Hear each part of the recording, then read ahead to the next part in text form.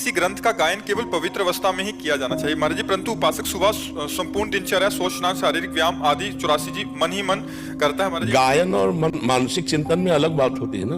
हम लोग अंदर शौचालय में बैठे हो, हमारा चिंतन चल रहा है चतुरासी जी का, तो वो चिंतन चल रहा है ना अंदर, गायन तो नहीं हो रहा ना।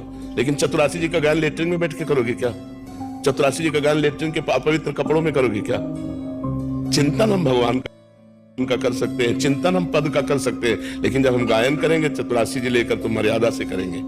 आसन पे बैठ करके या पवित्र वस्त्र है तो हम चलते फिरते भी गुनगुनाते हुए चल रहे हैं, अपवित्र वस्त्रों में नहीं, अपवित्र दशा में नहीं। गायन नहीं कर सकते अपवित्र दशा में। सुधा निधि, चतुरासी जी, रामचरितमानस, श्रीमद् भागवत, ये सब समान हमारे धर्म ग्रंथ हैं। इनको पवित्र अवस्था में हम गायन कर सकते हैं, अपवित्र अवस्था में हम चिंतन कर सकते हैं।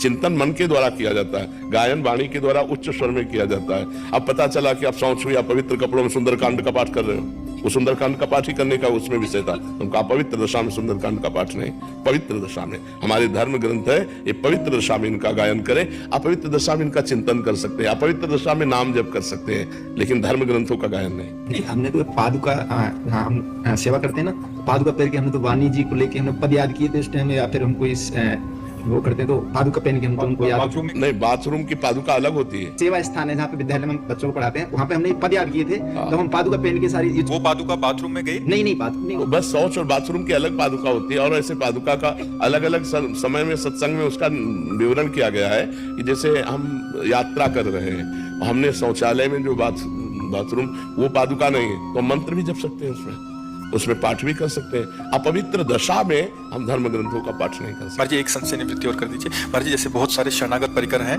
वो ऑफिस आदि जाते हैं या किसी रास्ते में वाहन आदि ट्रेन में जा रहे हैं, तो महाराज जी क्या बहुत सारे ऐसे पूछते थे कि जैसे आजकल मोबाइल आदि ऐप में 84 जी है, तो अंदर ही अंदर जैसे उसका पाठ कर रहे हैं, तो ये कर सकते हैं?